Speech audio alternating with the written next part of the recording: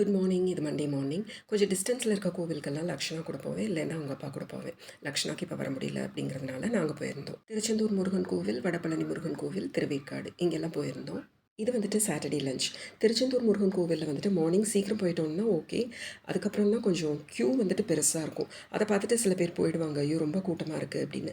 அப்படிலாம் இல்லை, க்யூ வந்துட்டு அவ்வளோ குயிக்காக வந்துட்டு மூவ் ஆகிட்டே தான் இருக்கும். அதனால நம்ம சீக்கிரம் சாமியை பார்த்துடலாம். அப்போல்லாம் வந்துட்டு கிச்சனில் கடுகு டப்பா, அரிசி டப்பா அதிலலாம் காசு எடுத்து வைப்பாங்க. இப்போயும் நிறைய பேர் வச்சுருக்காங்க.